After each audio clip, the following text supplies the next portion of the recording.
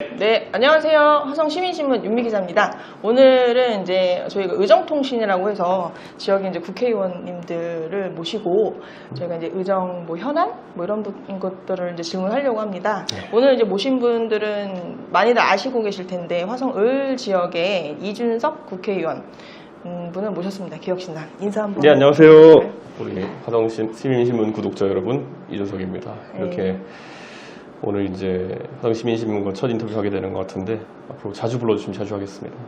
네, 사실 뭐 전국에서도 이슈 이변이라고 이런 얘기가 들릴 정도로 화성을 지역에서 이제 당선이 되신 부분이 있는데 그 당선 소감을 좀 짧게 들어볼까요?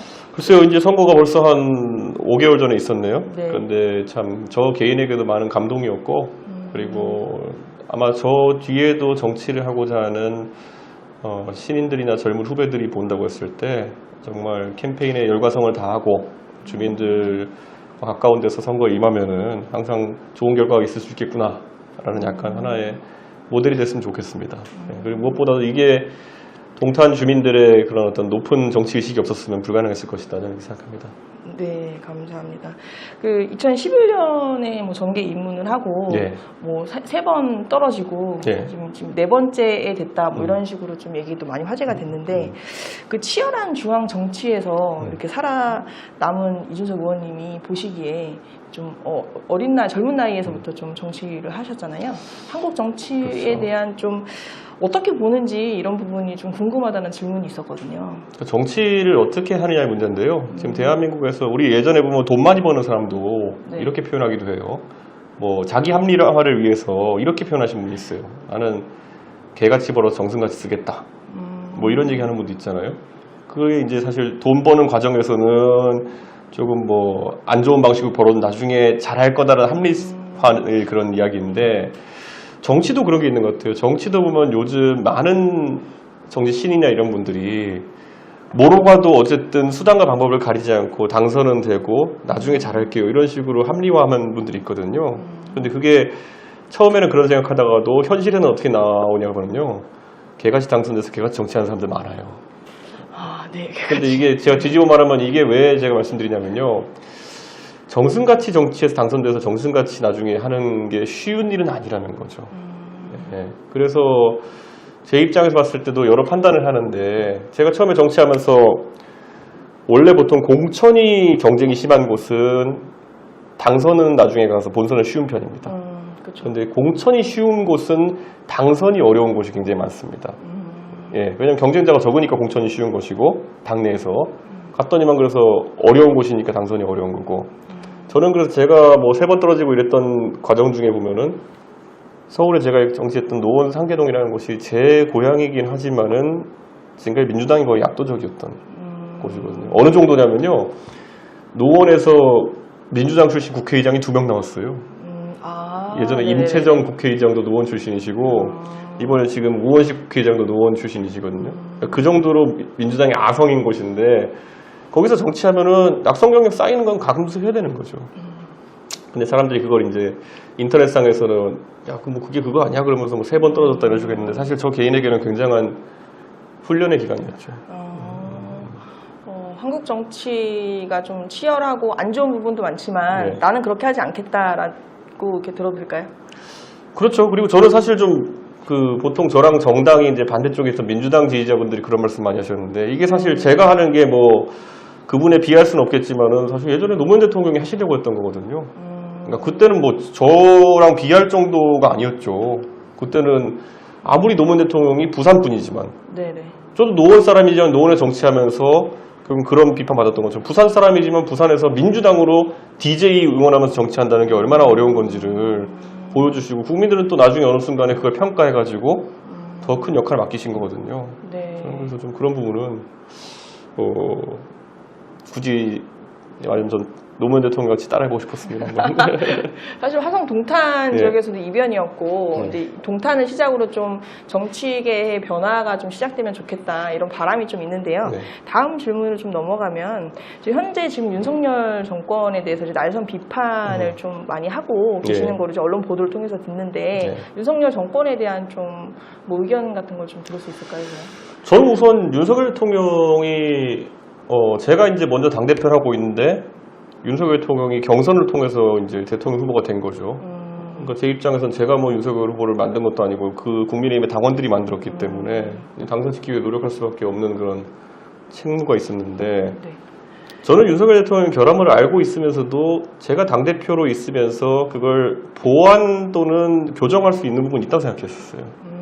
윤석열 대통령이 정치에 온 지 얼마 안 됐으니까 또 좀 배우면 달라지겠지라고 기대하는 부분도 있었고요. 근데 지금 보시면 야 이게 진짜 나이 이제 60년생이신데 사회적으로 성취를 검찰총장까지 이루신 분이 그 가진 개인의 자신감이라고 하는 거는 주변의 말을 들을 그런 상황이 아니구나. 네, 그런 걸 이제 지금 우리 국민들이 다 체감하고 있는 거겠죠. 그래서 저는 모르겠습니다. 지금 다시 예전에 대선으로 돌아가가지고 만약 그 두 후보가 나왔다 치면은 국민들이 누굴 뽑을 것이냐 했을 때 다른 판단을 하실 분도 있겠지만은 그 당시에는 많은 국민들이 대한민국의 다수 국민들이 이제 윤석열 대통령 뽑았던 거잖아요. 윤석열 대통령이 그 성원을 뒤로 하고 저렇게 정치한다는 게 믿기지가 않습니다. 알겠습니다.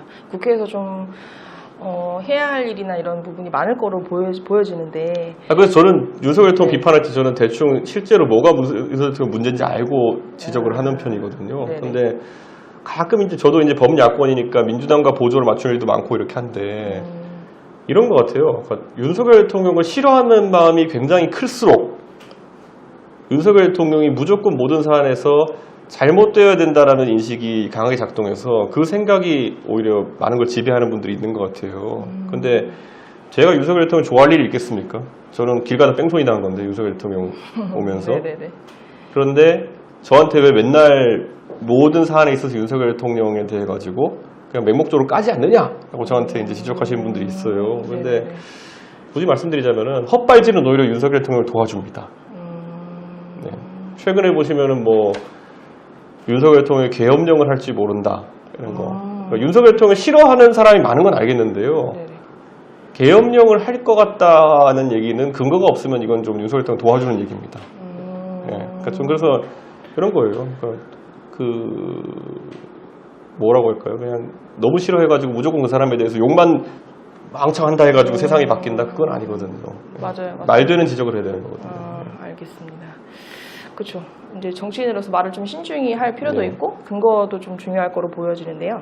지금 사실 초선으로 이제 국회에 들어가서 많은 기대도 받고 계시잖아요. 그리고 지금 상임위가 과학기술정보통신인데 그 임기가 꼭 이 법이나 사실 국회에서 가장 중요한 책무가 법을 만드는 건데 어떤 발의하고 싶은 법안이나 좀 준비하고 싶은 법안이 있을까요? 저는 이렇게 생각합니다. 제가 지금 항상 정치하면서 제가 얘기했던 거는 그 대한민국이 사다리가 유지되는 세상이었으면 좋겠다. 제가 뭐 이거 운명일지 모르겠는데요. 제가 어릴 때 지금은 4호선이 연장돼가지고 저기 남양주까지 갑니다만은 제가 살던 상계동이 4호선 종점이었어요. 거기에 저희 아버지가 정착한 이유는 그때 4호선 서울역에 직장이셨는데 출퇴근하기에 제일 지하철 있으니까 편하고 대신 집값은 싼 곳을 찾아서 종점에 정착하셨던 거예요, 4호선에. 근데 저도 어쩌다 보니까 국회의원 한다고 GTX 종점에 지금 자리 잡은 모양새인데 이 종점에 사는 사람들의 생각이 뭘까 생각해보면은 계속 신분 상승에 대한 욕구라든지 아니면 더 나은 교육 환경, 더 나은 생활 조건에 대한 욕구가 굉장히 강한 분들이고 그런 사람들인데 이런 생각이 들어요. 제가 그래도 상계동에서 그냥 월급쟁이 집에 태어나가지고 그래가지고 뭐 국가 장학금으로 해외 가서 유학도 하고 그리고 정치에서 집권여당 대표도 해보고 지금 동탄의 국회의원까지 될 수 있으면은 그래도 아직까지 대한민국은 노력해가지고 자기 신분을 올릴 수 있는 자기 상태를 올릴 수 있는 나라이다. 저는 이게 의미가 있다 보거든요. 그런데 제가 미국을 살면서 미국에서 경험했던 그 미국의 아이들은요. 중학교쯤 되면은 진로에 대해 가지고 나는 나는 이제 대학을 갈 수 없어. 나는 이런 걸 할 수 없어. 라는 자포자기성 판단하는 경우가 되게 많아요. 벌써 그게 빨리 그럼 미국은 경제적 계급이라든지 아니면은 이런 교육 환경이라든지 이런 것이 넘어서기 어려운 장벽들을 많이 느끼는 거죠.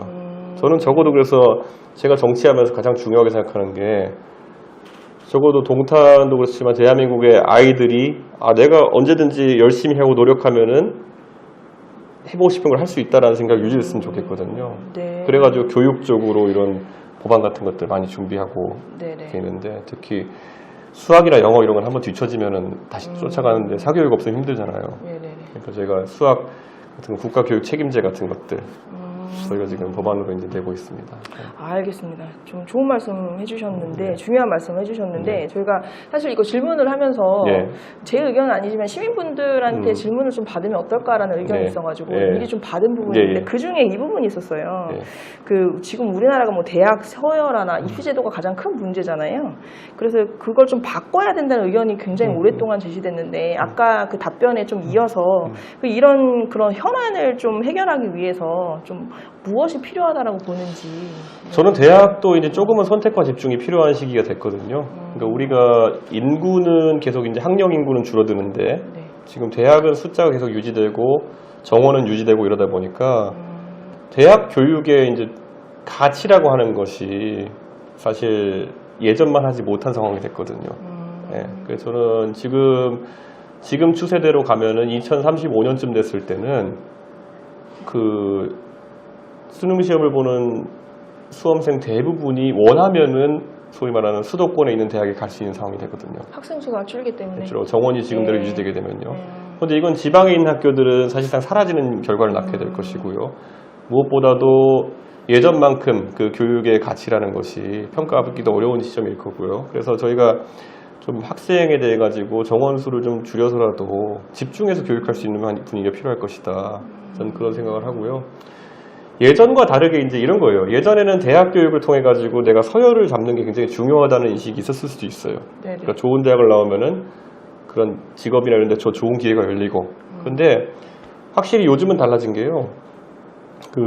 예전에는 이런 거예요. 방송국에 가도 예전에는 내가 뭔가 프로그램을 만들어서 PD로서 내 프로그램을 송출시키기 위해서는 지상파라든지 아니면 일부 채널에 공채로 PD로 들어가든지 해서 그걸 하는 기회밖에 없었거든요. 근데 요즘은 정말 재능이 있는 사람이면은 꼭 그런 진짜 수능을 열심히 잘 봐가지고 좋은 대학 가서 좋은 방송국의 공채를 통과하고 이런 게 아니라 정말 중고등학교 때부터 내가 집에 웹캠 하나만 있어도 내가 생각하고 있는 것들을 방송으로 만들어내고 이런 게 가능하거든요. 그리고 그걸 이제는 어느 대학의 어떤 입학사정관이나 아니면 어떤 회사의 공채에 뽑는 사람이 아니라 바로 대한민국 국민들이 평가하는 거죠.